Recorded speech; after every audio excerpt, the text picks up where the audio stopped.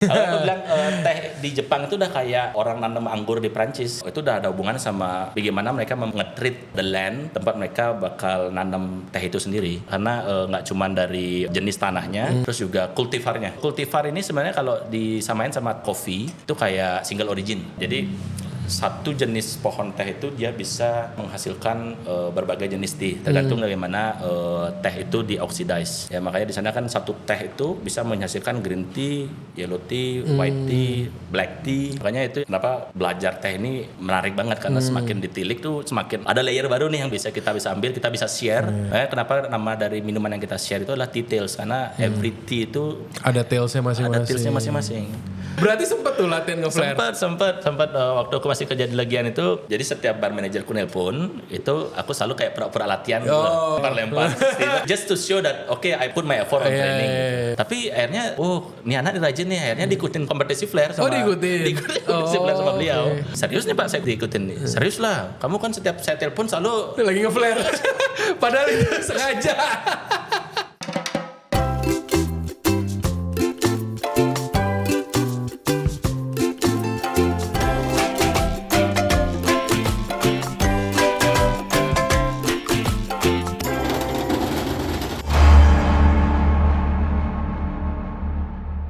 Welcome to On The Pass, FNB Podcast berkolaborasi dengan Ray Johnson Radio dan Backdraft Project. If you like to hear all about FNB industry, people, and lifestyle in Bali, here's the place. Nah, hari ini kita ditemenin sama salah satu figur dari mixologist di Bali nih. Beliau dulunya di Ubud. Sekarang beliau tetap di Ubud plus Seminyak juga.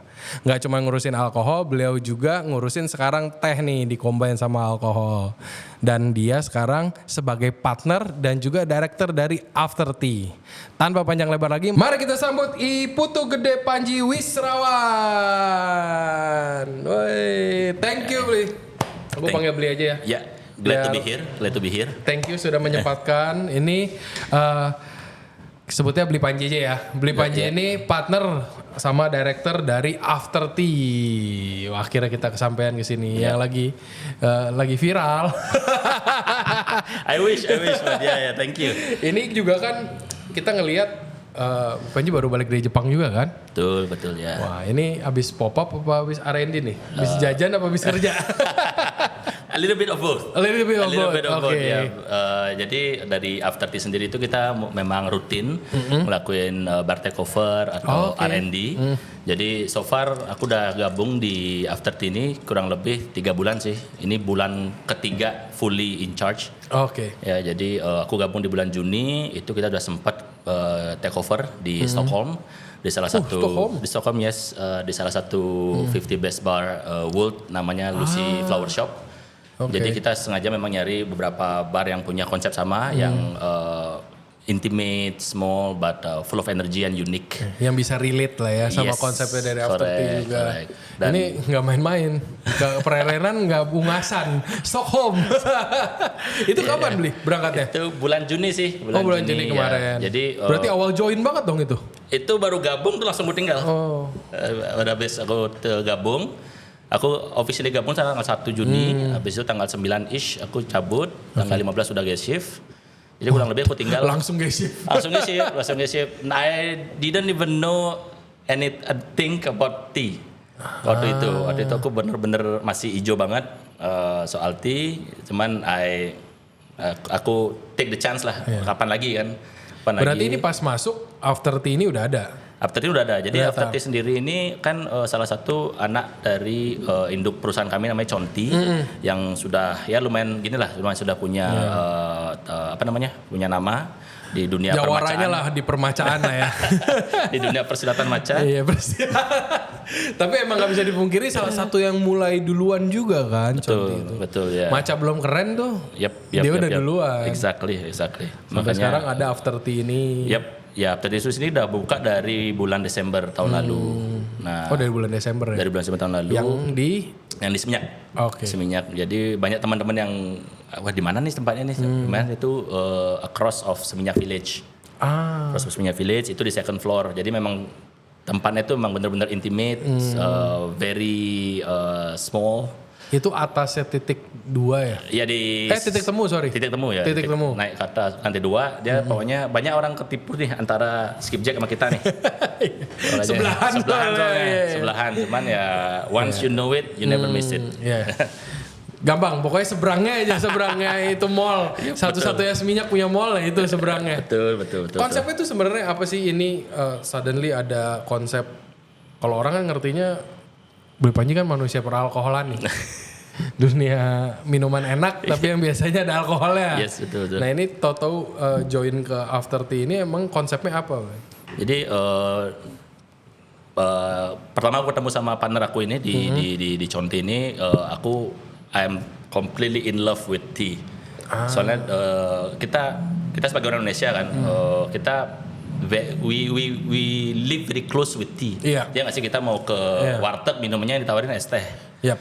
Terus kita ke any mini mart yang ada itu pasti any kind of tea. Cuman it's very close yet undiscovered. Yeah. Orang kalau ngopi ngomong, kalau teh nggak minum aja. Minum aja. Tapi udah. padahal sehari-hari minum teh yakin lebih baik daripada minum kopi. Exactly. Makanya itu yang kayaknya wah ini sesuatu yang bisa dieksplor dan bisa kita kenalin lagi. Apa sih tea ini ke orang-orang yang kita benar juga kan minum tehnya, konsumsi tehnya lumayan tinggi juga kan. Tinggi banget. Terus dan kebetulan juga kita sekarang lagi in the trend of matcha ya nggak sih? Iya, pas. Iya sih? Pas-pasin aja dah. Lagi gila banget sih matcha sih. Gila banget. Terus kebetulan juga waktu kemarin shift di Stockholm itu justru aja dikit ya. Oh ya, kemarin waktu di Stockholm itu justru para penikmat yang datang ke guest shift aku itu justru adalah para tea lovers. Dan mereka datang, mereka tertarik nih kok. Waduh, ada bar dari Bali bawa konsep teh. Berarti ini udah bawa nama si After Tea ini. Sudah bawa nama After Tea waktu itu. Jadi aku bawa beberapa titilnya kita yang pakai matcha, ada yang pakai sebutannya jecha. titil. Titil betul. Baru dengerin di titil. So we bring this concept now to Tea cocktail ya, bukan buntut teh. tea and tail story. Oke. So for us lebih dalam lagi nih. Jadi ada filosofinya juga. Emang hebat ini bartender ini kalau bikin cerita nih. Tapi emang apa waktu itu yang dibawa ke Stockholm? Beberapa sih ada. Kita bawa 2 Japanese tea sama 1 Chinese tea. Ya kita bawa matcha, hojicha sama oolong. Oh berarti sama pu'er lagi 1. Berarti nggak strictly cuman Japanese tea aja ya? Betul karena kedua teh ini kan saling relate satu sama lain. Jadi Japanese tea itu core-nya juga datang dari China karena sejak kalau dari ditarik historinya mundur, itu teh di Jepang itu kan semua dibawa dari Mong dari Cina. Iya. Itu jadi ya very related. Dan kalau udah ngomongin teh di Jepang kita pasti bakal ujung-ujungnya ke Cina juga. Iya. Tuh. Agak sulit lari dari sana soalnya kan mereka civilizationnya mulainya jauh lebih dulu aja kan. Betul. Kalau udah pasti kan mulai dari yang udah ada. Ya, exactly. Nah itu setelah masuk nih ke detail ini, kan tadi kan Boy Panji bilang sebelumnya tuh belum terlalu ngedalamin teh kan. Yep. Pas masuk tuh gimana nih? Ini kan udah 3 bulan nih. Udah 3 bulan. Waduh. Pokoknya ini sesuatu yang saya pelajari juga di ilmu beverage ya. Iya. Pada umumnya ya. Pokoknya semakin kita mendalami itu semakin nggak tahu. Iya. Semakin nggak tahu karena ternyata lebih banyak lagi yang bisa dicari tahu. Yang bisa dikulik lagi kan. Makanya I gotta say tea ini masih banyak banget yang bisa dikulik. Yeah. Apalagi seperti yang tadi di mention sama Pak Aldi, aku kan baru datang dari Tokyo nih. Every prefecture itu punya different way on how they work on their tea. Mereka punya culture masing-masing. Punya culture masing-masing, punya cara masing-masing dan itu gak ada habisnya. Gak ada habisnya sih itu, makanya babi gulingnya banyak guys, modelnya apalagi teh. Exactly. Dan ini nggak sabar banget sih pengen balik karena ini harus aku share sama timku dan nanti juga mereka bisa bantu share juga ke para penikmat details di After Tea. Kayak orang haus nggak sih, baru nyobain, makin pengen lagi. Mau coba itu dong. Kemarin tadi sempat cerita nggak dapet segitu lamanya juga kan di Jepang kan, baru muter di Tokyo aja kemarin. Dan muter di Tokyo aja. Itu aja udah gila banget tuh. Itu udah, waduh iya sih. Dan kebetulan juga memang waktu itu fokusnya datang ke tea bar aja, bar yang ternyata di sana pun banyak banget ada. Oh, culture-nya udah maju juga yang Betul, tiba. betul. Jadi udah kayak di sini kan every corner I think have their own coffee shop ya. Di sana every corner have their own tea. Iya. Tea house lah. Tea house. Beberapa udah ada yang mulai nyampur tea sama alkohol juga. Maka di sana juga dapat kesempatan untuk belajar gimana sih cara mereka memperlakukan tea dan gimana cara mereka menggabungkan tea dengan mixology. Gitu. Sejauh ini dapetnya gimana, Bli? Seru sih. Gayanya yang Beli Panji dapat nih sejauh ini untuk Yang dari usia si ini. teh kan mild nih.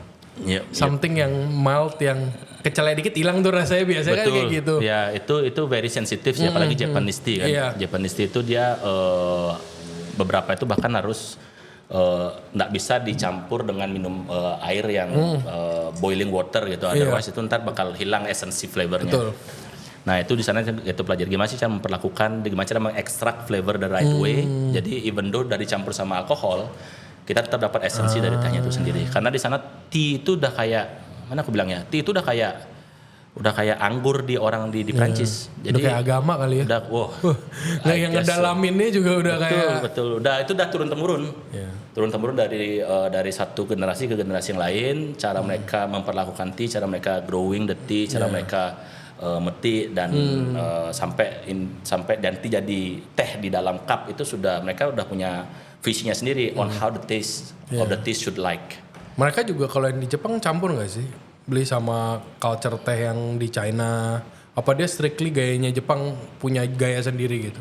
Jadi di Jepang itu dia memang punya kalau saya bilang tuh a mix of both. Gak cuman dari culture tapi juga dari terroir. Wah kita ngomongin, makanya aku bilang asik nih. aku bilang teh di Jepang itu udah kayak orang nanam anggur di Prancis. Itu udah ada hubungan sama bagaimana mereka nge-treat the land tempat mereka bakal nanam teh itu sendiri. Jadi di mana itu goes a few hundred years back. Berarti satu jenis teh itu ditanam di tempat yang berbeda itu berasa karena nggak cuman dari climate-nya, jenis tanahnya, terus juga kultivarnya. Nah di sini kita ngomongin kultivar nih. Ini si farmer. Kultivar ini dia adalah. Apa bedanya sama farmer nih? Kultivar ini sebenarnya kalau disamain sama sama kopi itu kayak single origin.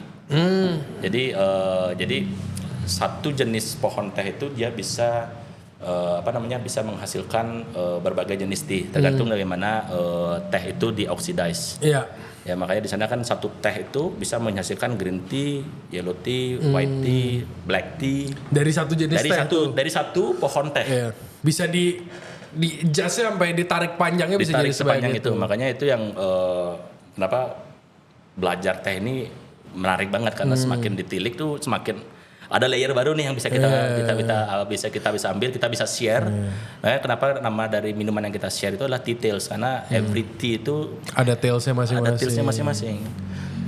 Nah ini yang bikin kenapa After Tea itu unik karena the place is very intimate.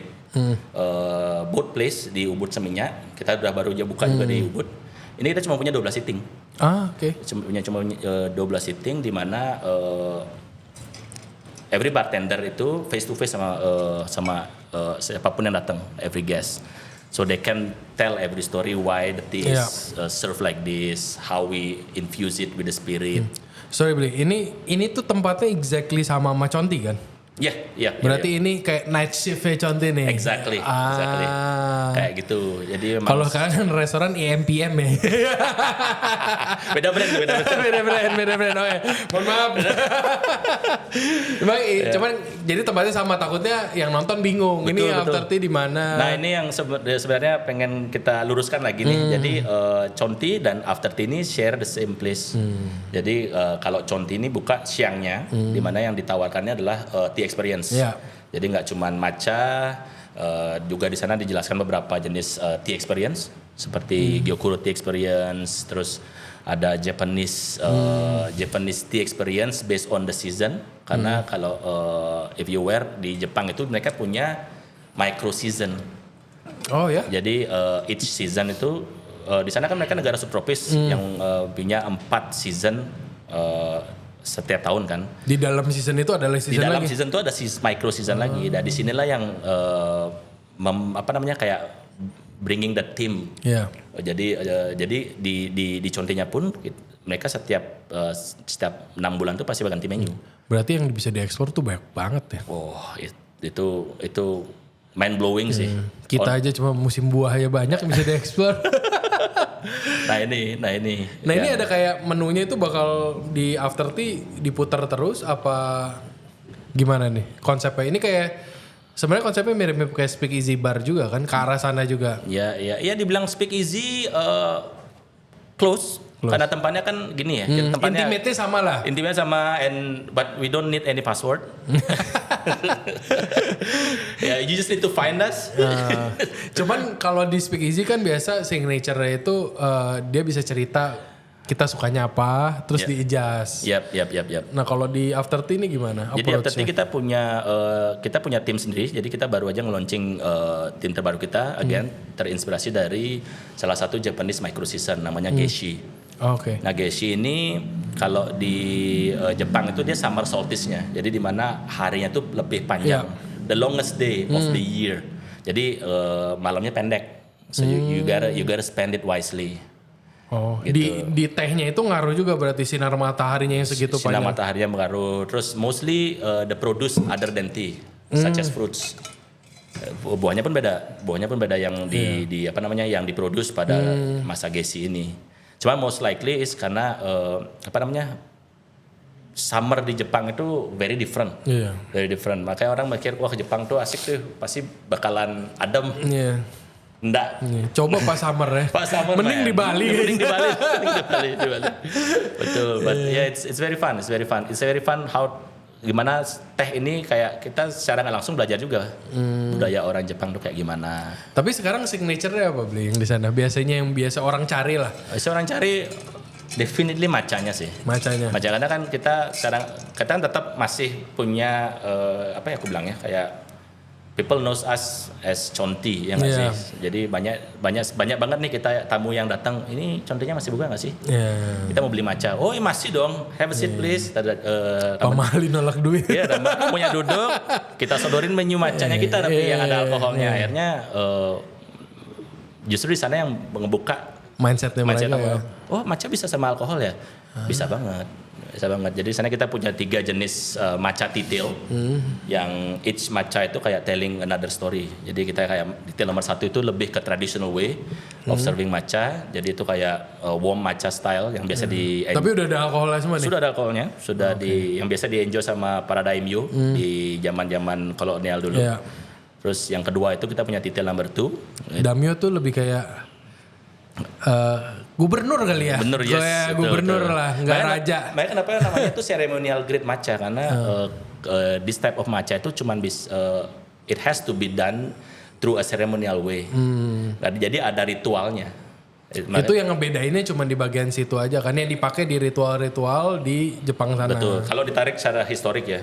But nowadays sebenarnya what makes matcha ceremonial grade matcha itu adalah it has to go through milling proses.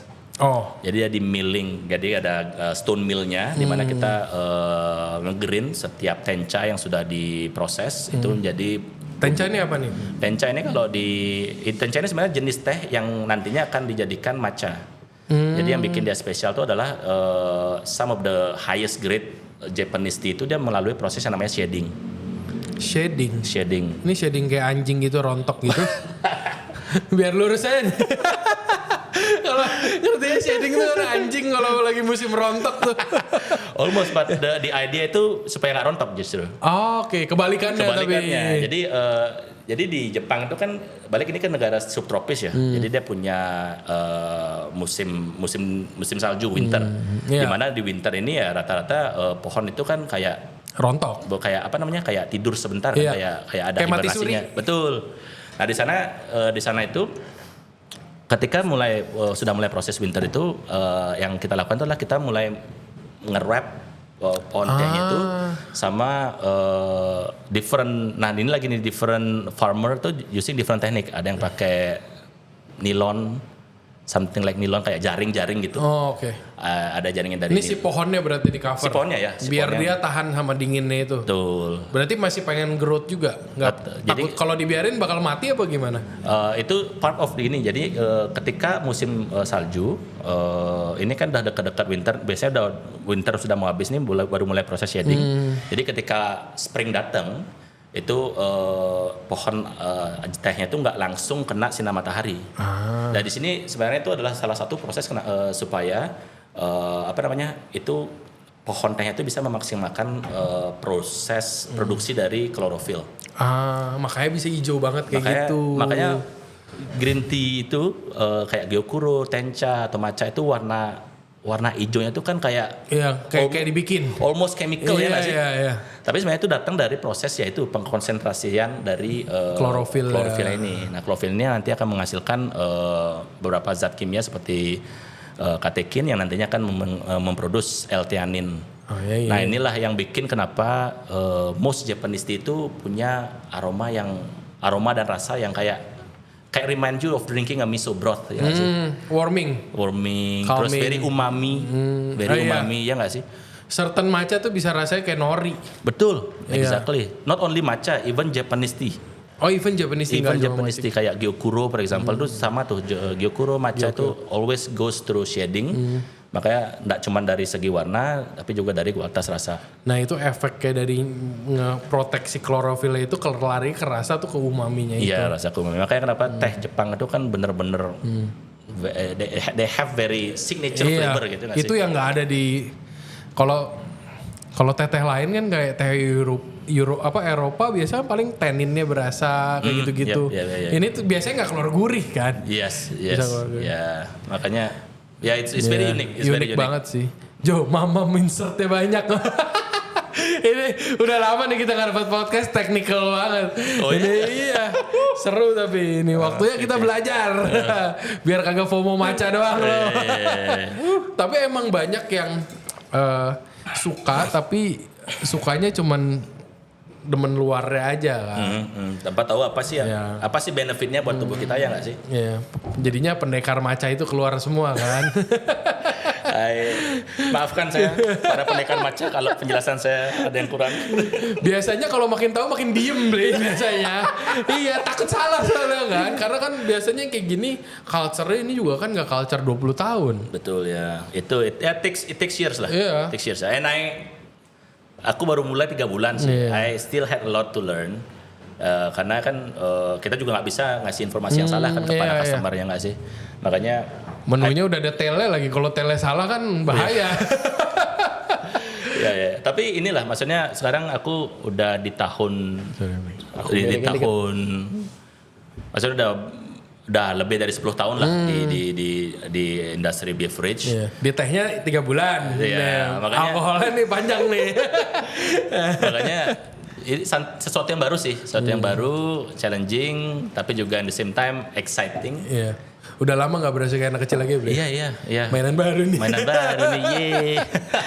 Tapi mungkin boleh nih cerita dikit mungkin yang buat nggak tahu Beli Panji ini tuh sebelumnya ini tuh emang backgroundnya apa biar sampai sepede. Menurutku biasanya yang makin katam sama bidangnya tuh makin think through lah. Mau main hajar ke teh juga kan pasti mikir nih gue sanggup nggak, pasti kan level of confidence-nya beda nih. Kalau antara ada yang makin jago biasanya makin hati-hati, atau enggak yang dia pikir dia jago dia main loncat aja. Nah, Beli Panji ini kan sebenarnya di dunia peralkoholan ini juga nggak ada yang berani manggil anak baru kemarin kan gitu, siapa yang berani. Nah, ini backgroundnya emang sebenarnya apa sampai akhirnya mau switch ke sini tuh, pemikirannya tuh apa? I would call myself a forever student. Pokoknya selama masih ada kesempatan untuk belajar, untuk enriching, I will take the opportunity. Buat improve-nya itu. Buat improve juga untuk inilah untuk self improvement. Karena once we stop learning, that's where mati. Antara mati orangnya, mati karirnya. Cuman sebelumnya saya juga emang sudah dari awal sih di bidang hospitality ya kalau saya bilang ya. Jadi nggak cuman di beverage, saya juga sebelumnya pernah sempat di banquet. Oke. banquet, terus ya Di like service team berarti. di service team, like every person I think that start their journey in F&B Wajib. pasti steward, banquet, terus ya sedikit demi sedikit mulai ngeliat nih passionnya di mana gitu loh. And I always picture myself to be a chef. Oh sebelumnya? Pengen banget jadi chef, pengen banget. Terus Kenapa tuh nggak sampai? Perasaan jadi chef nggak susah itu beli. Kalau aku ceritainnya agak silly sih, cuman aku nonton gini, aku nonton TV show Hell's Kitchen. Waduh ini sadis ini.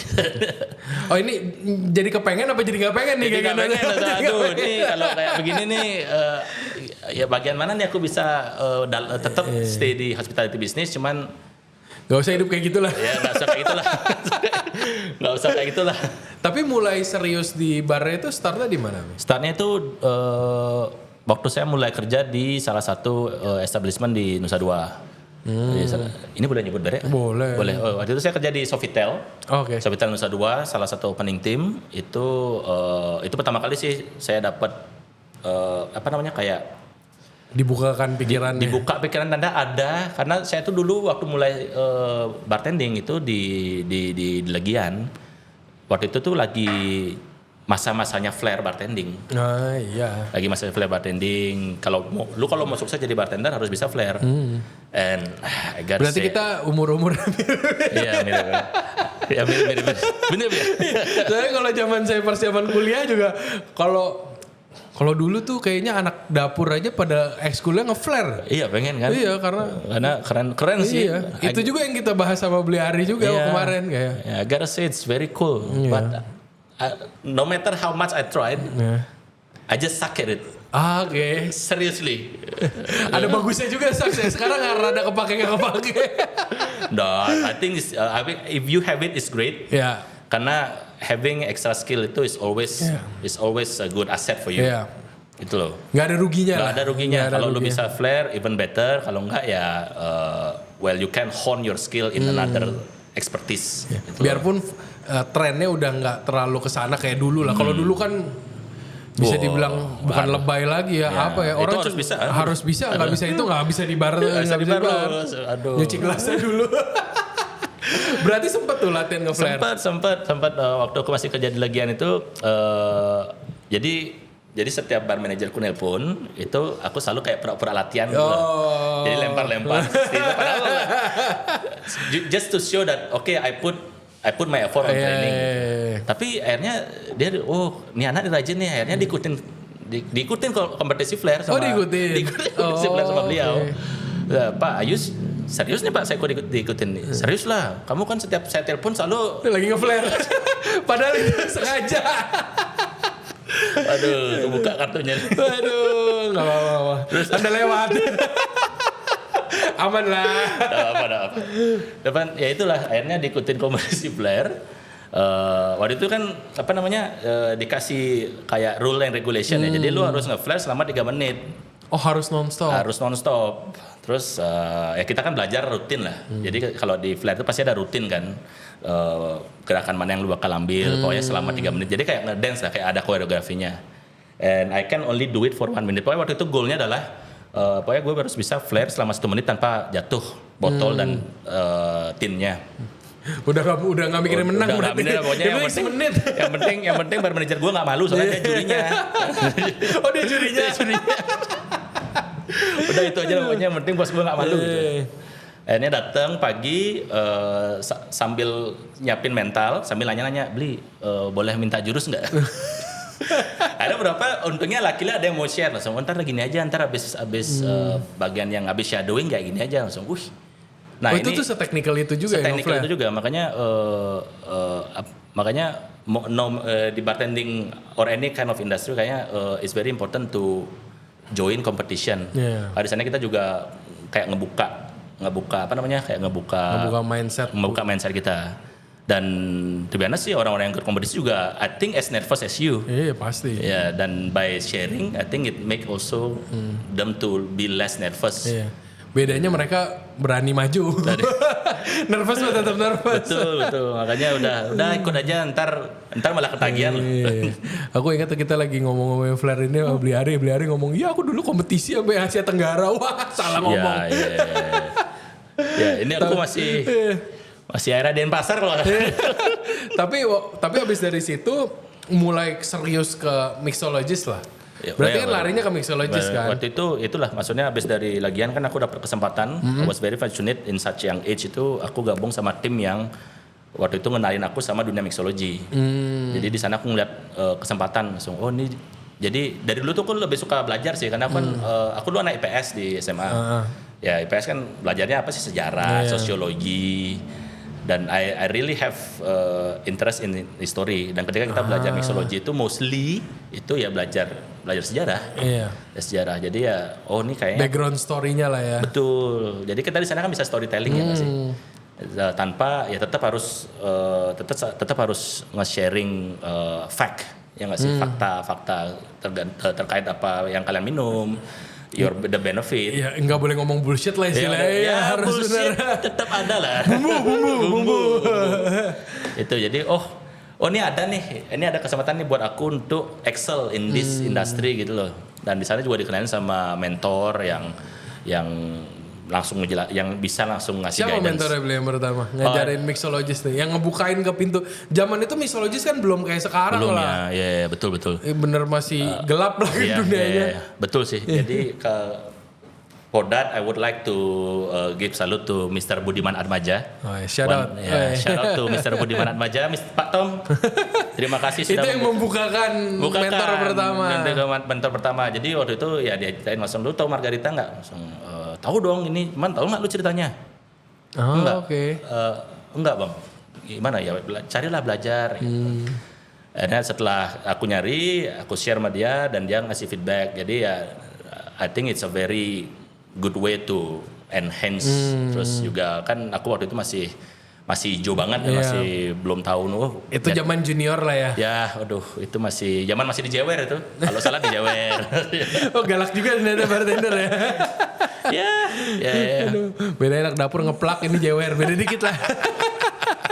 Jadi kalau nggak dijewer kayak nggak bakal bisa kayak sekarang deh. Maksudnya rasa ingin tahu itu loh, dan rasa jengah itu loh. Masa segini doang gue nggak tahu sih. Dan nguliknya juga lebih enak kan beli kalau tahu cikal bakal story-nya lah. Betul. At least nggak ngawur jadinya. Yes. Nah di sana baru mulai gini kan belajar mixology, terus mulai dikirim keluar. Nah itu tuh aku baru tahu tuh dikirim keluar, maksudnya keluar hotel ya, keluar negeri, belum keluar hotel. Yang penting keluar dulu lah. Ya, keluar dulu lah, biar nggak kerja mulu. Ya, dikirim keluar untuk training, entah itu training kopi atau training tentang alkohol kan. Dan sampai sekarang pun masih sering kan ada. Ini awalnya berarti yang di Sofitel itu? Sofitel ya.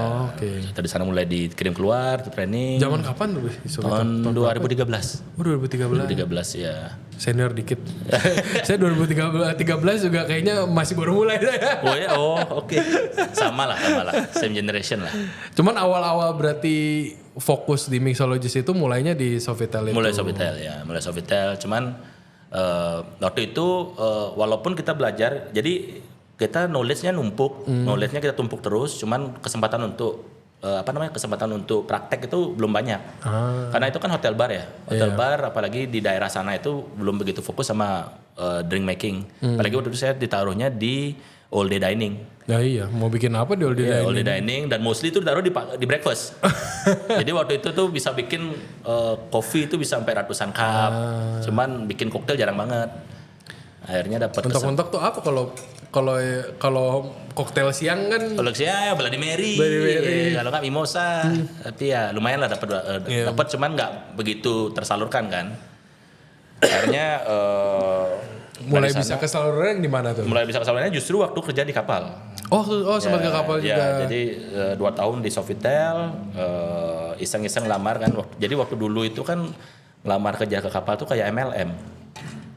Jadi masalahnya bener lagi. Iya, agentnya kan kayak sales ya. Iya. Aduh. Bukan kita datang kan. Oke, kasih dong 10 kontak teman-teman kami yang mungkin tertarik belajar kerja di kapal. Oke. Itu somehow itu lagi siang bolong, lagi day off, itu tiba-tiba ada nelpon.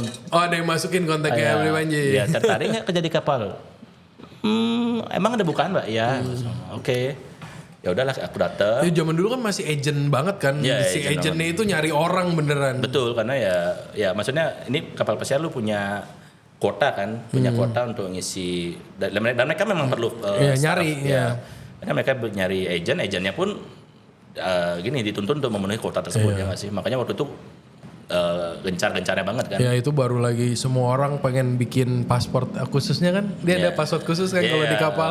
Aduh apa sih namanya BST, terus Seaman Book, wah banyak banget sih perintilannya. Oh sempat berangkat, dapat berapa kontrak tuh ke kapal? Luckily cuma 4. Oh 4 tuh banyak loh. Oh. 4 per berapa nih? 4 per biasa 8 bulan gak sih kalau kapal? Kontrak pertama saya di sana tuh 10 bulan. Oh 10 bulan. 10 bulan itu opening team juga. Terus abis itu baru 8. Cuman kenapa saya bilang lucky? Karena once you get there, you don't wanna stop. Iya biasanya gitu. You don't wanna stop. Nagih kerja di kapal. Nagih itu. Dan susah biasanya balik lagi ke darat tuh. Ya susah soalnya udah kebalik. Iya keramaian duitnya nggak berasa. Ya. Sepi nggak seru. Biasanya begitu kan challenge-nya biasa yang baru turun kapal tuh. Iya. Bener sih, cuman ya kalau dari aku sih udah kebalik itu. Udah kebalik mindsetnya. Jadi realitanya itu udah bukan di sini. Iya. Realitanya itu udah di kapal. Makanya very lucky, I'm very fortunate that I can stop before it's too late. Before udah gak bisa balik lagi. Udah gak bisa meninggal di sini. Banyak loh, banyak banget orang yang kayak istilahnya udah muter-muter balik kapal lagi. Susah buat betah di laut di tanah.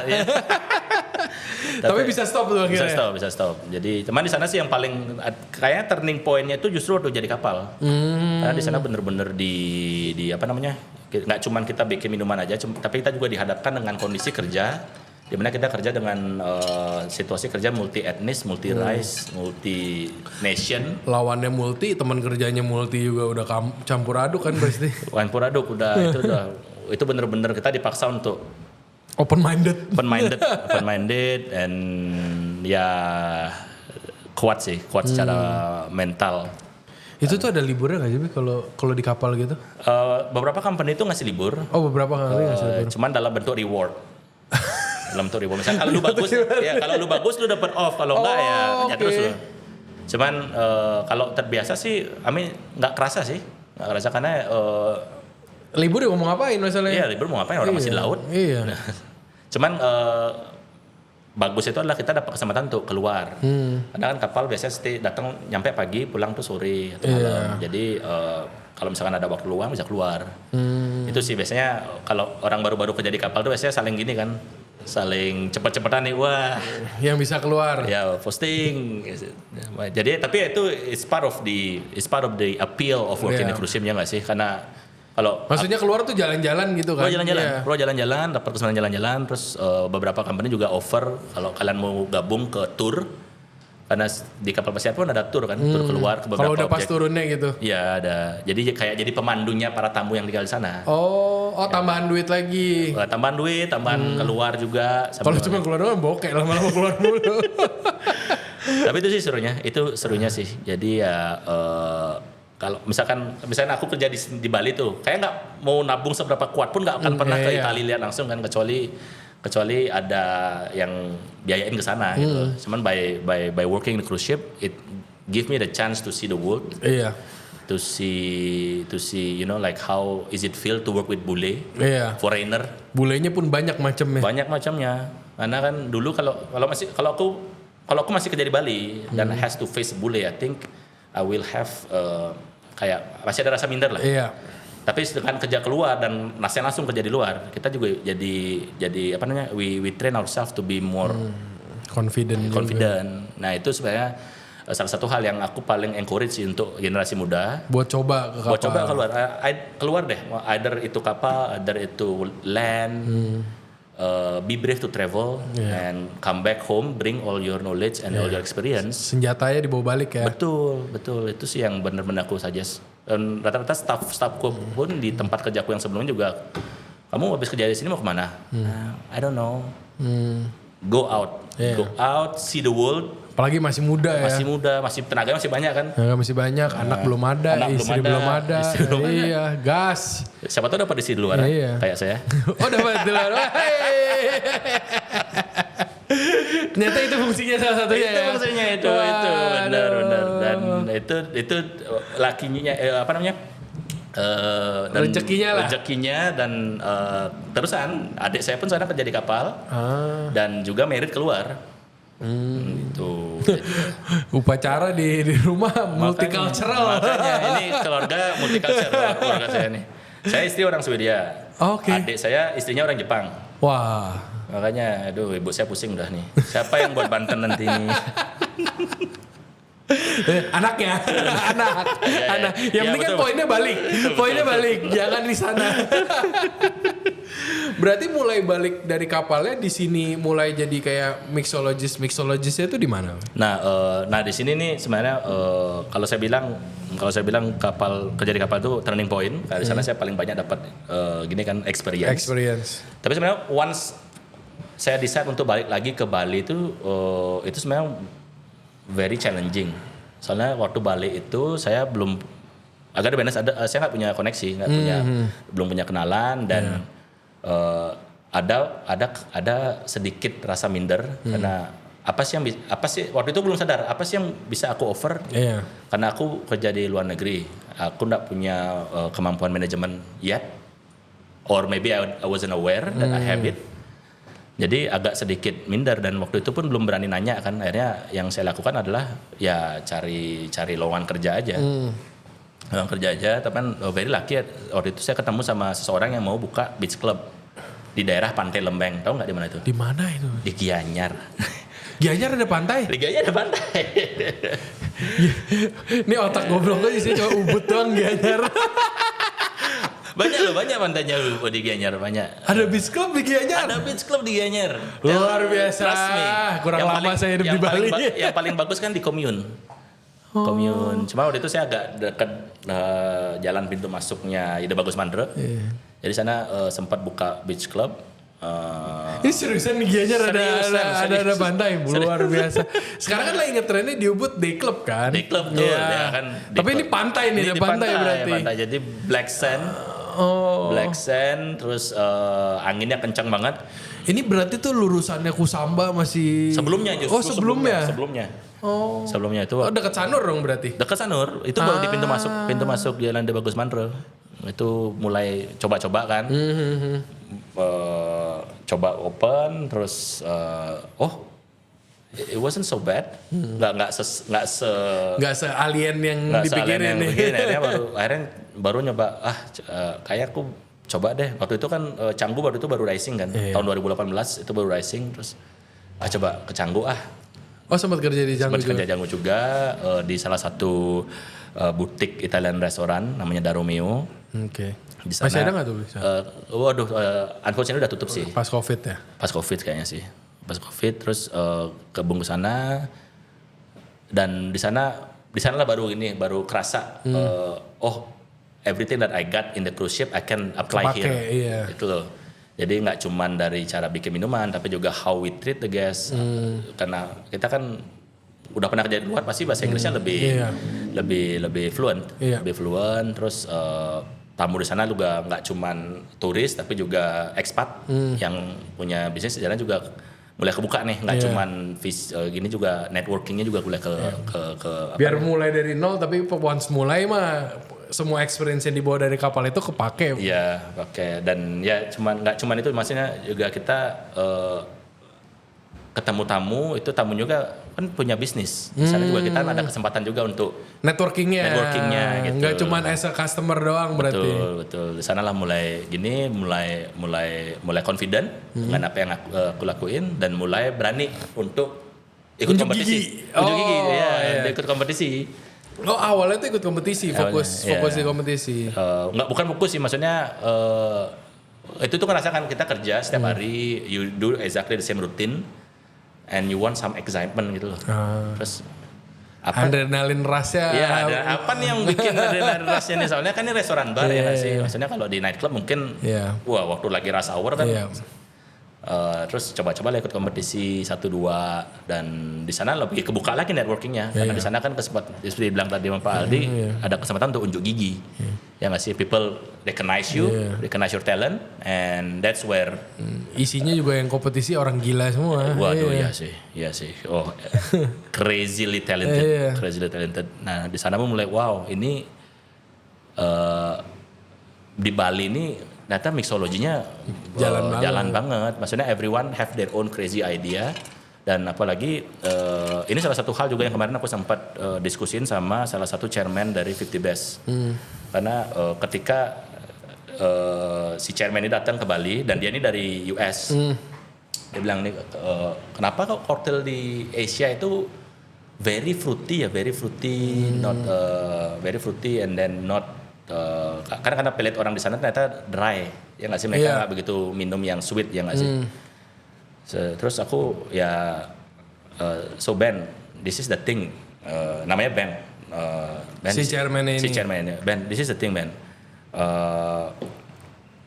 you come from a country that has cocktail culture, you know, people start probably drinking what old fashioned martini, that's why when you come here you ask for a martini, right? But we don't have that box. We start learning making cocktail by using whatever we have. What do we have? We have our local spirit, and then we have our exotic fruits. We have our exotic spices and herbs. We don't know what martini is. We don't know what old fashioned is. What we do is like, okay, we have this fruit, we have this spirit, we mix it, balance, tastes nice. You taste the alcohol. Culture martini not relating di sini ya, whiskey juga. Makanya kan, that is our box. That is our box. We don't, and then when we understand how to balance the flavor, then we learn how to make martini. Then we learn how to make old fashioned. So you come here, you drink it, you asking for martini, you in the wrong place, bro. Gitu apalagi kalau di compare sama yang di sana yang culture martininya. Martininya mereka datang minum martini kan biar cepet. Ya nggak sih, dan datangnya pun cepat minumannya kan. Di sini kan kita harus buka dulu markisannya, kita korek-korek dulu buahnya, habis itu baru kita there's a lot of almost like a ritual di sini kan, makanya kayak masak. Exactly. Makanya if you say that okay, as a bar mixology you have to think out of the box.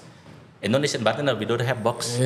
We just use whatever yang available di sini. Whatever produce we have. Makanya itu yang. Tapi emang agak sulit sih beli buat nyari kayak. Aku personally tuh nggak gitu kuat minum. Jadi kalau nyari koktail tuh nyari yang sama. Seriusan. Bohongan deh. Serius. People will think, bartender pasti kuat minum. No. Aku tuh nggak bisa minum. Yep. Jadi kalau nyari koktail tuh kan karena is a art kan. Is a art yang nggak ada salahnya kita tahu koktail yang enak. Betul. Cuman biasanya kan emang bener tuh. Kalau di Bali, apalagi kalau bukan yang di bar serius, biasanya kan yang orang order apa? Margarita, mojito. Cuma once mau nyari kayak yang base-nya whisky, yang lebih ada bodinya tuh. Karena kan minumnya mesti dikit nih, seruput-seruput. Kalau biasanya kalau yang segar-segar itu kan minumnya mesti tak baru enak kan. Tahu-tahu udah setengah. Udah setengah. Nambah lagi. Kalau yang nggak bisa nambah kan susah tuh. Udah nyep. Di sini emang nyadar nyari koktail yang full body, yang kayak gitu-gitu, yang bisa di-enjoy pelan-pelan. Itu tuh nggak not really a thing. Ya itu mungkin gara-gara yang available-nya di sini fruity, orang custom to drinking sweet. Orang Bali gila banget sama minum di manis sih. Iya, agree sih. Iya, even di compare sama yang di Jawa aja, kalau dulu nggak tahu sekarang. Kalau mesen es teh di Bali kan by default es teh manis. Iya. Di Jakarta tuh mesen es teh by default tuh teh tawar. Itu aja udah culture-nya beda kan. Sugarnya on the side. Iya. Nah ini kalau di Bali emang itu yang dikomplain sama orang luar, ternyata di bagian sweetness-nya itu berarti. Sweetness and sometimes alcohol. Kalau kadang banyak yang alkoholnya kurang berasa gitu kan. Ya tapi balik lagi kan itu kan based on your business plan lah. Based on your business plan. Kalau itu kan balik lagi ke costingan teman. Cuman yang enak di sana $20 nyampe sini nggak $20 kan sebotol. Sudah naik 300% gitu. Iya makanya. Cuman back again itu part of the service sih menurut aku. Kalau tamu datang ya of course we have to satisfy them in balik many, lagi kita many ini different service aspects. Yeah. service bisnis kan. Betul. Product is one of them. Iya. One, but the whole experience. Yeah. Nah mulai in charge-nya tuh the whole experience tuh di mana? Kalau kita kan yang tahu mungkin kalau aku nanya-nanya ini kan saya juga riset ya sebelum ketemu Beli Panji ini kan orang-orang mungkin tahu Beli Panji ini di Pink Stripe kan. Iya. Yeah. Nah sebelum itu apa udah mulai? Apa emang baru mulai kayak jadi ikonnya bar itu di Pink Stripe tuh? Ya, baik lagi. I think I was very unfortunate to be part of aperitif. Dua aperitif kan. Jadi aperitif ini fine dining yang punya one of the most beautiful bar in the country, in my opinion ya. Terus, nah teman trikinya adalah gimana cara kita nge-relate. Karena itu kan dia punya tim sendiri ya nggak sih? Dia punya tim yang very 1920 lah, very classic. Cuman ini lokasinya di Bali.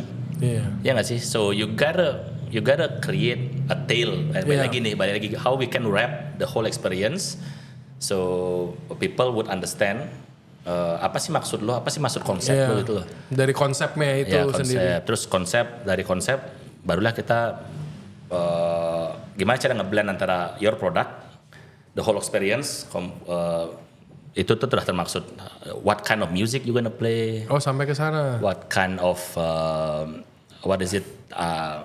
Let's say aromatic.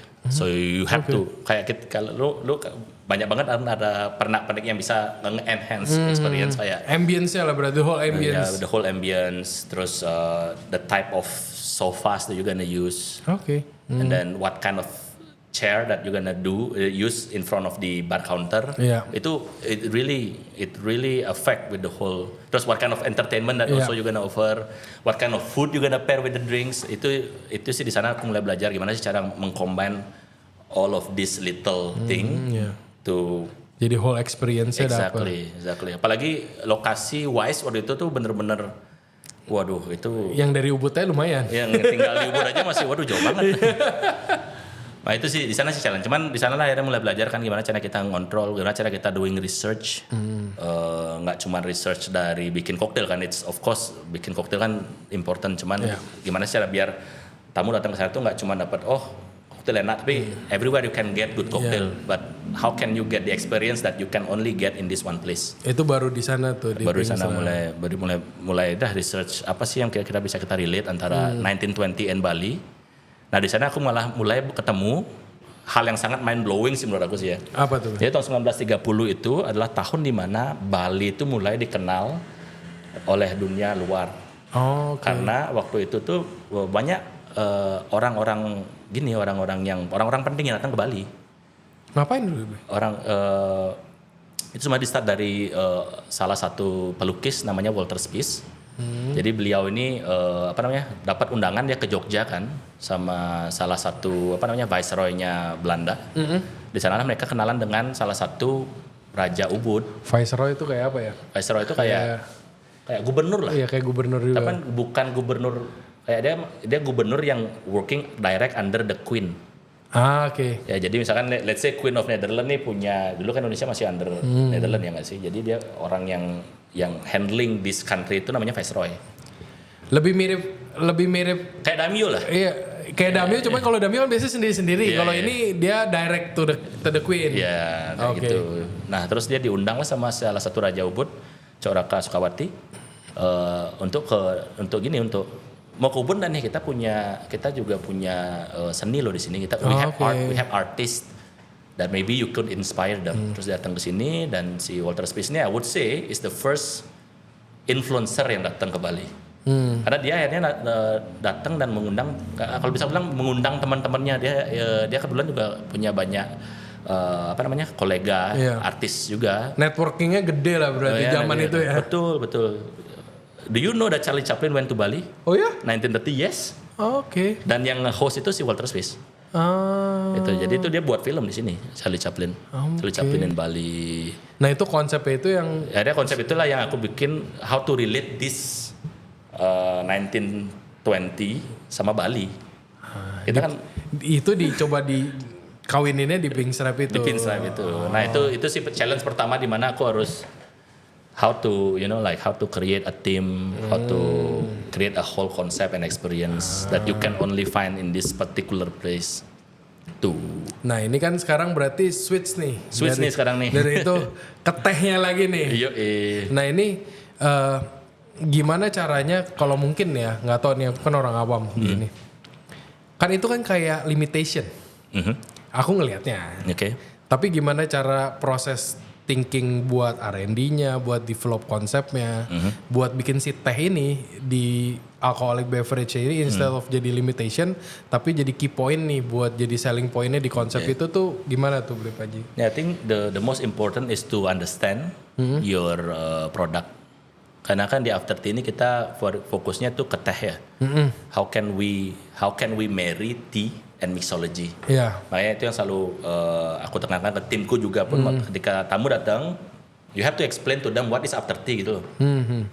Jadi after tea is the alter ego of Chonti. So as you know, Chonti is one of the best place if you want to have matcha.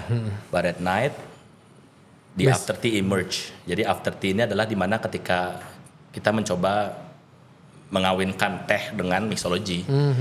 Dan di sinilah kita pentingnya adalah mengerti dulu teh ini apa sih, gimana sih cara how they make the tea, terus gimana caranya kita nge-serve tea dengan the proper way. Iya. Berarti startnya dari tea-nya dulu. Dari tehnya dulu. Karena aku basicnya di alkohol ya, di alkohol. Jadi ya kalau ditanya gin tuh apa sih, kan tahu rasanya kayak gimana. Vodka, teman, gimana caranya ini biar si gin ini sama si senchati ini bisa kawin dan orang bisa nemuin nih, oh ini sweet spotnya nih. This is where I can enjoy this tea. Barengan gin. Bareng sama gin. Oke. Even waktu aku di Tokyo pun di salah satu tea barnya namanya Higashiyaman di Marunouchi. Oke. Atau aku bilang langsung, si Faustin yang ngirim kamu ya, Faustin itu nama partnerku. Faustin, ya aku ngirim sini, jadi aku yang nanti in charge di bagian after tea-nya. Langsung, you gonna mix alcohol with tea ya. Iseng nanya, teh apa yang mau pakai? Langsung, I'm mixing sencha with apple, yuzu, and a little bit of umeshu, plum wine, and gin. Sorry, sencha tuh bedanya apa sama matcha? Sencha ini adalah standar green tea. Oh, standar green tea. Jadi kalau misalkan matcha itu let's say cuman bisa dipanen 2-3 kali maksimum. Dua kali maksimum per tahun. Sencha ini bisa sampai 4 kali ya. 4 kali dipanen. Karena kan biasanya tuh panen pertama di musim semi itu yang the best. Itu the best harvest. Sencha itu yang lebih kayak mirip ke green tea kalau yang biasanya ya, green sebelum biasa, green tea standar lah. Green tea sebelum matcha nih yang udah ada kan. Jadi paling ini lah sencha, gyokuro and matcha itu udah nomor paling atas lah. Itu. Sorry, balik lagi tuh. Waktu aku bilang yuzu sama. Waktu aku bilang sencha sama apel sama yuzu, dia kayak rasanya kayak gimana bro? Padahal dia orang sana tuh. Dia aja skeptis. Emangnya enak? I hope so. Terus last week aku kasih coba akhirnya sama partnerku kan. Cobain dong. This is damn nice. I think you should bring this to Japan. Aduh, waktunya ajarin mereka beli. Janganlah. Jangan culture situ ya. Makanya agak tricky sih. Ya, tricky sih, soalnya aku pernah coba beberapa kali nyampur teh sama makanan aja. Apalagi sih. Itu nggak gampang masuknya. Lebih banyak, gampang banget makanannya tuh ngeganggu si tehnya. Iya. Makanya apalagi Japanese teh ini kan very sensitive. Iya, apalagi green tea. Green tea. Makanya ya it take a lot of R&D.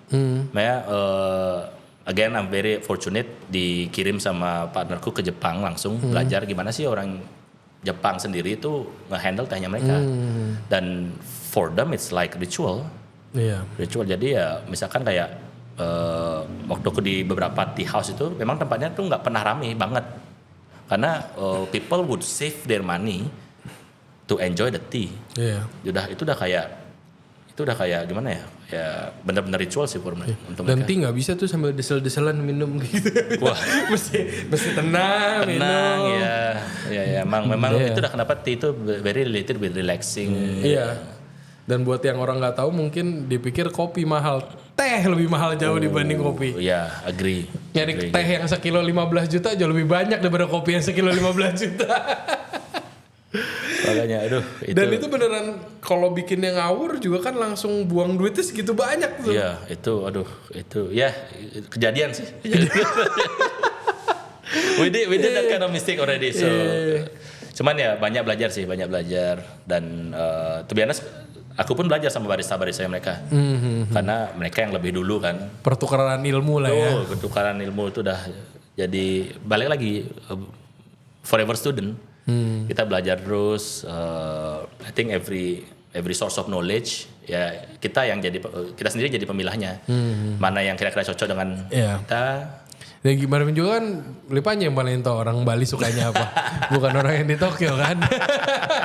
Korek. Kan? Betul, market kan beda lagi. Beda kan? market pasti beda lagi. Nah ini mungkin cerita satu menu yang harus dicoba kalau ntar ke after tea. Wow, yang senjata. Waduh, banyak. Pokoknya coba itu dulu baru coba yang lain.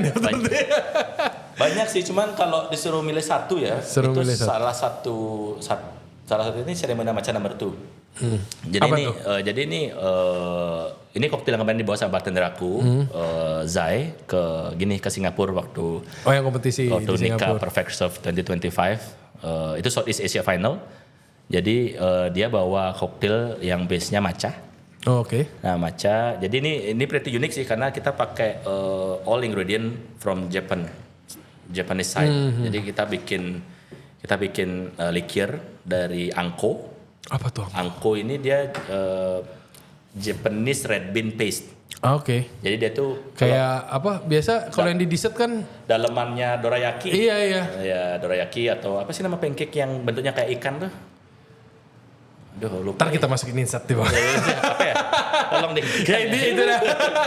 Pokoknya itu typical dessert lah. Typical very Japanese dessert. Red bean paste-nya mereka lah. Nah itu kita bikin liquor pakai itu. Sama coconut water, terus di atasnya itu kita layer. Jadi ini 2 layer cocktail. Jadi di the top layer tuh dia pakai matcha, ceremonial grade matchanya signaturenya Chonti. Terus kita pakai hazelnut liqueur sama a touch of Japanese whiskey. Oke. Di whisk semuanya sama coconut cream.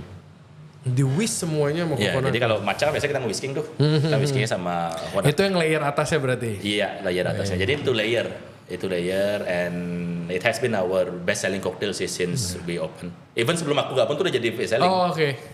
Jadi ya harus coba itu dulu. Harus coba. Cuma enggak, aku kalau bilang nyoba itu jangan itu dulu. Soalnya itu sweet and creamy. Oh. Sweet and creamy. Jadi biasanya kita arahin lu minum yang lain dulu. Nanti pamungkasnya baru itu. Oh itu main course ya? Iya main course lah. Pokoknya puncaknya. Ya buat aku yang belum lama nyoba matcha sama lemon itu ternyata enak aja kayak gini-gini lebih penasaran lagi sih. Betul. Nah pokoknya matcha sih kalau sekarang kita paling suka mainnya matcha karena ya mungkin lagi tren kali ya, karena lagi tren kali ya. Jadi it's way easier to guide them to try the matcha cocktail first. Kadang-kadang kan lebih gampang orang yang udah relate sama produknya. Betul. Dibanding alien semuanya dijelasin aja, hah apa itu? betul sih. Nah ini Beli Panji tuh bawa tadi ada 1 botol. Ini mau kita coba sambil jelasin sedikit. Tadi bawa dari Jepang Grass. Yes. Masuk. Ini kita dapat hadiah. Apa ini, Bli? Jadi ini salah satu R&D kita nih dari ini R&D. R&D. Jadi kita di next menu kita nanti ini kita bakal buat detail pakai hojicha. Jadi hojicha ini Japanese roasted green tea. Terus habis itu kita campur sama krim de cassis, itu blackberry liqueur. Terus ada port wine. Sama kita pakai aged rum. Jadi nanti minumnya tuh kayak, jadi di idea itu kita minum titil tuh udah kayak minum wine. Jadi dari appearance-nya udah kayak wine nih kelihatannya kan. Lebih dekat ke wine. Ya karena teh itu kan dia punya unik aroma ya, kompleks aroma. Ya. Experience-nya lebih mirip ke wine. Iya, nanti kita juga akan serve-nya di gelas wine. Karena jadi lebih concentrated aroma gitu. Mohon maaf ya. Mohon maaf kalau spill ya. Nggak apa-apa, aman. Aman deh, ini kan kita podcast. Saya baru mau minta maaf, adanya cuma gelas teh Nggak saya. apa-apa. Kan gelas teh nih. Iya, gelas teh. Cheers dulu, cheers dulu. Cheers. Kampai. Kampai. Apa nih? Wih. So roast, it's kind of roasty. First taste, teman ada fruitynya juga dari kasisnya. Terus after taste-nya juga pretty long dari dari port wine-nya. Iya. Ini kayak Negroni nikah sama old fashion. Oke. Bodinya dapat, ada tanninnya ada juga. tanninnya juga. Itu sih kayaknya yang sering. Ini gue sotoy aja ya kan. Mohon maaf dulu nih, mohon maaf sifu-sifu yang lain. Yang pasti enak. Enak sih, ini kayak aku kan dulu pernah dikasih coba minum brandy yang udah umurnya tua banget. Ini mirip banget ke arah sana. Yang brandy-brandy yang umurnya udah 100 tahun. Cuma kan itu kental. Nah kalau diencerin mirip banget rasanya kayak gini. Kalau kentalnya sih kayak batuk. Cuman ada kayak sensasi kayak notes-notesnya tuh mirip banget sama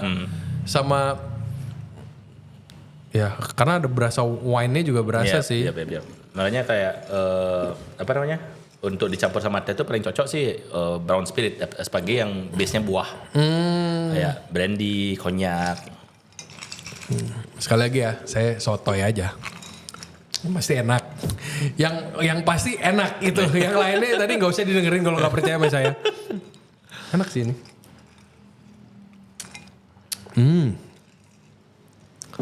Minumnya di cup teh lagi. Iya, cup teh. Nah ini bisa kepikir nge-combine ini sama hojicha itu gimana? Jadi kemarin waktu di waktu di Tokyo banyak teh yang menyarankan adalah tea farmer itu kan dia ketika nanam teh mereka udah punya visi nih tehnya bakal kayak gimana rasanya nih. Okay. Jadi when you make detail, try to make the tea the star while other komponen tuh kayak support. Ya kayak hojicha nih walaupun dia roasting, roasted and slightly smoky flavor itu dia ada hint berry fruitnya, ada hint of chocolate. Try to play with that. Makanya kenapa di sini aku kepikiran pakai port wine. Port wine kan support the chocolate notes-nya. Sedangkan kasis ini dia nggak support berry notes-nya gitu. Terus of course you need body to your cocktail, right? Yeah. You need body, that's why you need a higher ABV spirit. Di sini aku milih pakai aged rum. Oke. Nah, di sana kan ada hint of molasses yang complement the roast notes ini of rumnya hojicha. berarti yang spice rum gitu. Enggak, aku pakai yang aged rum sih. Kalau spill brand, ini aku pakai Dorlis yang 14 years old. Oke. Wih, mahal, mantap. Yes. Cheers lagi. Cheers lagi. Wih, norak dikit gue. Guys, kalau gue ngelantur mohon maaf ya. Saya agak cupu minum alkohol. Sama.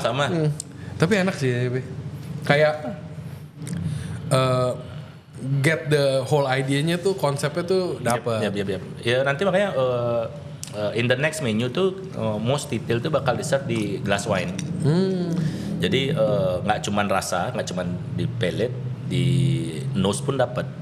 Karena ketika kalau minum wine itu kan biasanya orang swirl tuh mulai keluar lagi aroma-aroma yang dan by time tuh aromanya pun bakal berubah seiring berubahnya temperatur liquidnya.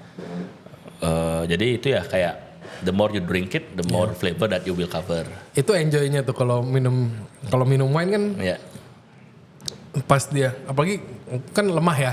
Jadi kalau minum tuh lama. sama. Jadi pas dingin rasanya gimana, pas udah mulai angetan dikit rasanya gimana, tapi tetap enak gitu kan, itu susah yang dicari tuh. Yap. Biasanya gak ketemu sama yang murahan. Udah habis minumannya pun kita masih bisa enjoy aromanya di gelasnya. Itu sih yang kita incer. Enak. Thank you. This is one of our newest menu nanti dan Desember sih hopefully kita udah launching. Oh ini launching. Yang seri Winter Spring. Oh jadi bakal jalan series terus jalan Iya, terus. series terus. Jadi ya kayak kita harus tren F&B kan cepat banget ya perputarannya. I think it's one way of us to keep entertaining our guests. Apalagi sekarang kayaknya tren bar itu lagi diserangnya bukan sama bar, lagi pedal. Iya, oh yes. Makanya lebih gampang aku jual matcha. Karena you gotta drink your matcha gitu loh. Maksudnya minumnya sekarang tapi powernya itu besok. Pas pagi. Saya kan langsung slow release caffeine baby. Buat yang main pedal sambil minum, mending minum aja udah main pedal ntar. Boleh loh dua-duanya, pedalia, minum ya. Exactly. Balance life, yin and yang, mantap. Tapi ini hojichanya biarpun dibilang berasa banget, enggak temen kalau dibilang ada hojicha percaya gitu loh. Ya, di tanninnya kan berasa kan. Iya. Soalnya ini aku pakai hojicha yang fresh roast. Jadi kita punya green kita punya Yabukita Sencha namanya, salah satu sencha tea kita. Itu aku roast aja. Cuman I believe I roasted a bit too dark. Jadi agak ada Tanninnya. Ya tanninnya lebih kencang sih. Tapi karena ada wine-nya juga tetap oke sih, Bi. Tapi nggak penasaran pakai teh lokal Indo? Ya. Yang karena aku tahu teh lokal Indo itu banyak yang orang nggak tahu itu dijual di Europe. Yang kita minum tuh demeknya doang. Kalau teh kan biasanya ada saringannya kan, yang gede-gede, terus turun ke bawah. Yang kita minum tuh bukan di bawah, di lantai kayaknya yang diminum tuh biasa hari-hari. Nah ini yang higher grade Indonesian tea ini ada penasaran juga nggak buat dibawa? Sebenarnya itu lebih gini sih, itu salah satu project dari partnernya aku. Jadi beliau memang sudah kerjasama sama beberapa petani teh. Iya. Dan sebenarnya kita juga udah punya kok beberapa. Oh udah ada. Ya kita punya. Yang paling aku suka itu adalah dari. Jadi kita tuh ternyata punya oolong tea. Dan produsen oolong tea kita tuh punya style yang very signature. Jadi mereka tehnya itu setelah di oxidize itu setelah dan di roast itu kayak dijadiin kayak pearl gitu loh. Oh ya? Jadi namanya itu nama tehnya kita tuh Pearl Java Oolong. So it's a Japanese oolong tea yang dibentuk sedemikian rupa kayak pearl gitu. Itu cuman ada di sini nih. Cuman ada di Chonti. Oh di Chonti. Cuman ada di Chonti. Oke. Ya, jadi itu is a very signature. Karena aku inget ada teh lokal yang mungkin mostly dijual ke Europe, itu warnanya orange. Oke. Itu tuh rasanya out of the world sih, kayak kita yang seumur hidup katanya lu minum teh rutin tuh. Di Lembang kalau nggak salah, di dekat-dekat Lembang. Iya. Aku lupa namanya apa. Itu juga maksudnya interesting banget. Cuman setelah ditanya mau beli nggak bisa karena mostly sama dia diekspor. Nah itu mungkin yang bisa banyak sih, banyak juga di daerah Sumatera juga kalau nggak salah. Kemarin ada salah satu tamuku yang bilang di Mandailing itu kan kita pakai Mandailing Coffee kan. Macam mereka cuma buat teh juga yang cuman dibuat untuk Ratu Elizabeth. Untuk keluarga gini lah, keluarga United Kingdom gini, Royal Family. Bisa sembarangan minum teh juga kan. Dan mereka cuma bikinnya itu cuma buat mereka, nggak dijual ke. Kalaupun mau jual tuh harganya nggak make sense karena mahal banget. Iya, karena udah di booking sama mereka. Betul. Makanya inilah. Tapi kepikiran lah paling nggak buat kayak teh lokal kita juga. Kita udah kerjasama dengan beberapa tea farmer. Even partner saya sendiri pun di Chonti ini kita juga udah berkolaborasi dengan tea farmer di Tokyo, di Uji lebih tepatnya. Dalam artian kolaborasi itu adalah gini. Jadi we support them in every way possible. Jadi if they need some cash support to kayak ngasih untuk pemupukan dan lain-lain, we support them with cash. Terus if they need some extra hand to pick up the tea when the harvest time coming, we send our barista. Ya jadi barista. Ini di Jepang nih? Di Jepang. Bukan yang disupport kirain orang Jepang nggak perlu disupport gituan lagi. Nyata butuh juga ternyata kayak. Ya. Butuh. It's always nice to have extra hand, right? Plus juga kan kalau misalkan baristanya langsung on the spot ngelihat, jadi kan mereka bisa share the story. Lebih appreciate juga. Betul. Jadi nggak cuma bullshit aja gitu loh. Nah ini mungkin terakhir nih. Udah terakhir ya? Terakhir sekarang, nggak tahu ntar kalau nambah lagi. Yang kepikiran terakhir ini. Tadi kan Beli Panji nyebut nggak kuat minum. Oke. Gimana caranya orang-orang kayak Beli Panji, orang-orang kayak saya Oke. bisa mendalami peralkoholan ini? Karena to be honest, saya itu kepengen, tapi mentok sama badan. Ada orang bilang alergi, kagak, gue nggak bisa minum. Permasalahan itu. Nah, orang-orang kayak Beli Panji gimana tuh? Nggak kuat minum tapi ngedalamin kayak gini. Wow, that's tough question. Very tough question. Tapi saya udah 20 tahun lebih nyari caranya gimana itu. Dan saya kayak juga Masih struggle. Cuman tapi sampai di tahap ini aja gimana biasanya? I don't know. Well, tough question bro. Karena aku pun masih struggle. Cuman ya to be honest, jaga kesehatan sih. Gotta maintain the life balance. Jadi jaga kesehatan, bekerja, workout, dan kalau udah tahu mau minum nih, never forget to drink water, keep hydrated. Udah minum, nyoba aja berarti kan minumnya. Nah, tetap minum, maksudnya kan di bar itu masih disediain air putih kan, jadi ya keep yourself hydrated, it helps you to panjangin nyawanya. Yap, betul. Dan makan dulu sebelum minum. Berarti Beli Panji ini kalau mau kerja aja mesti persiapan dulu ya? Persiapan. Berarti ini nggak cuman sembarang kerja, taruhannya mabok kayak itu yang nggak enak. But that's part of the job. So, ujung-ujungnya minum guys. Mau latihan lidahnya gimana? Oke. Berarti di sini Pak Mario nanya, Pak Mario juga nggak bisa minum. Oh ya? Ya, dia ada naruh ini nanya tips dong biar bisa suka alkohol gimana? Minum aja. Tips biar suka alkohol ya, aduh. Another tricky question. Tapi biasanya sih start with something light first, I would say. Makanya kenapa di detailsnya kita di 530 itu kita kalau nggak sih ini they have a lot of layers of flavor. Cuman sebenarnya ini alkohol kontennya very low. Oh ya? Di 5%. Oh ya, 5? Only 5%. Oh, okay. Only 5%. Jadi makanya kenapa kita taruh di wine glass kan? Karena again kita ini kan slow bar experience ya. Dimana lu datang ke sini minum bukan buat mabuk tapi to experience the tea and everything. That's why we design the details specifically to have lower alcohol but layer of complexity, layer of flavors. Biasain minumnya nggak usah berat-berat lah. Tapi biasain minum yang enak aja dulu. Betul. And you know like drink by sipping, not like chugging. Ya, jadi ya sip. Ada understand. Apalagi pakai itu ya, apa sebutannya? Laid back. Gitu. Aduh. Oke. Bye bye. Itu hilang beneran juga kalau orang-orang kayak saya. Oke. Intinya harus minum guys, cuman dipilih minumnya kali yang lebih light dulu. And sipping instead of chugging. Dengar guys, sipping. Saya nggak ada masalah sama orang mabok. Nggak ada masalah sama orang minum, tapi yang mabok itu yang ribet. Sipping aja cukup, dengar Beli Panji. Oke, nah ini aku pengen nanya nih, ada beberapa rekomendasi. Oh yes sir. Rekomendasi biar buat orang-orang yang mungkin ngefans sama Beli Panji, biar tahu Beli Panji selain minum alkohol tuh makan apa. Nih, aku mau pengen nanya cepet aja. Kalau makanan lokal Bali itu di mana? Nyari. Dapur Bali Mula. Dapur Bali Mula. Cuma kalau misalkan tapi kalau misalkan di Gianyar, I always go to Alam Murni.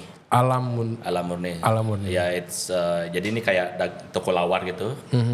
Dia buka dari jam 6 sampai jam 3 pagi. Oke. So every guest bartender that come to Bali, I always bring them there. Oke, siap. Apalagi habis guest shift kan. Tuh Alam Murni. Bisa tuh dicoba ntar kalau ke Gianyar ya Be? Ya di Singapadu Kaler. Oke. Ya. Next, kopi. Minum kopi nggak nih? Outside of Conti, di Conti kita gini ada kopi. Kita ada kopi loh. Kopinya outside Conti. I really like Tony's take on coffee. Kalau tahu Tony dari Foci. Oh. I love their coffee. Seven Crow. Yes sir. Yeah. Great job man, sea salt latte the best. Cobain kopinya di Voci berarti. Tony tuh adik kelasku. Bos? Wow. Dunia kecil guys. Too small. Harus cobain Voci kopinya. Bar selain after tea. Oh my god. Kalau ada waktu seminggu kan nggak mungkin nggak selain ke after tea kemana nih? Oh, my favorite bar is always Kawi. Kawi di Ubud. It's a very intimate place. Okay. But I gotta be honest, they hate when I'm there. Kenapa? So itu kan bar untuk introvert. And I'm very loud person. Can you go home now because you're very loud, bro? Udah minumnya dikit, berisik. Christian. Sorry, Aduh. but I'll see you soon. Oke, Kawi, jangan lupa Kawi. Oke, buat ngedate kemana nih sama istri? Oh my god. Apalagi istri kelasnya internasional nih, nggak boleh sembarangan dong. Yes, aduh itu. Mana aduh nih jawabannya sama aduh. Ya, ini very tough choice. Mana ya? Satu aja yang paling aman biasanya. Yang paling aman. Kalau ditagih langsung besok nggak ngap gitu. Oke, wow. A very tough decision. But we mana ya? Sama lagi semua begini yang ditanya nih lelaki-lelaki ini. Iya, banyak banget. Terakhir kemana dah? Terakhir kemana gue? Aduh anjing. We really enjoy our time in school. School, itu asik sih. School kitchen. School kitchen, jadi pas sunsetan dan their food is kalau ngambil yang gini ya, yang feed me. Oh itu pulang pasti happy sih. Oke, mantap. Cobain school guys di Batu Bolong. Nah sekarang chefnya Lens. Hah? Lens, sudah Lens sekarang. Lens apa? Chef ya? Hah? Chefnya School. Oh iya, oke. Aku kesana waktu masih Val. Oh ya udah, Val udah di Jakarta. Dari Jakarta deh. Ya. Shout out Val, Kindling. Oke, yang terakhir memorable dish yang bisa dicoba, yang paling kalau ke Bali harus coba itu. Wow, apa ya? There is one place di Payangan, namanya Nasi Babi Payangan. Nasi Babi Payangan. Nasi Babi Payangan. Cuman itu tuh bukan Balinese food. Oh ya? Itu Manadonese. Oh. Manadonese. Itu nasi babi Payangan. Try to find it first. Kalau ketemu, good luck at finding it. Good luck at finding it. Cuman itu it's an experience to go there. Itu ada rumah papan, terus dia masaknya itu di bawah rumah papan itu, and masak. Tapi ini jualan kan, beli? Jualan. Enggak rumah orang kan? I think jualan kan. Kalau sampai ketemu bisa dibeli. Itu rumah orang dan jualan di sana gitu. Oke, siap. But yeah, good luck finding it. If you find it, harus coba. Itu I think I got my last visit to Jakarta tuh one of my guests tuh invite me to try Manadonese food, and since then I'm hooked. Okay. Terus dia bilang, where can I find Manadonese food in Bali? Dia bilang nasi babi Payangan. Lah ini bukan babi guling ya? Iya, mindsetnya kan pasti nasi babi guling Payangan. ya, bukan itu Manadonese food bro. And it's really good. Okay. You should try. Oke. Saya itu is an adventure sih ke sana. Harus dicoba. Nasi babi Payangan. Jo, Yogi cari. Mantap. Biasanya ini follow on the pass kalau udah niat nanya terus itu di mana ya? Oke, thank you Bli Panji udah waktunya kesini. Terima kasih. Next time kita lanjutin lagi obrolannya. Kita bahas pertehan lagi sama alkohol. Or see you in after tea. Wis, sikat Pak. Pak Mario gimana guys? Jo butuh alkohol tuh. Thank you banget waktunya sudah menyempatkan. Pleasure ini is mine. Thank you so much. Baru balik dari Jepang. Terima kasih. Langsung menyempatkan ke sini. Semangat Yogi sama Jo, isi insertnya banyak nih informasinya. Kalau masih penasaran sama Bli Panji, bisa cek kemana Bli? Instagramnya? Instagram @panjiwisrawan. Wisrawan, pakai S ya? Wisrawan. Panji Wisrawan ya. Oke. Cari yang ada foto ngangkat anak. Yang mukanya kayak gini kurang lebih. Oke, thank you. Or find me at After Tea Seminyak or Ubud. Oke. Ya. DM dulu dia lagi di mana. Oke, thank you nih buat semuanya udah dengerin. Seru banget hari ini kita dapat banyak insight dari teh, alkohol, campur-campur. Jarang-jarang nih, ini tamu kedua mixologist yang kita dapat yang nyangkut di On The Pass. Nah, biar kalau kalian masih penasaran sama kita, follow kita di Instagram maupun di TikTok di On The Pass Bali SC1. Dan yang pasti jangan sampai kelewatan buat follow kita terus, subscribe terus Regensen Radio biar nggak kelewatan episode-episode kita selanjutnya. Oke, bye guys.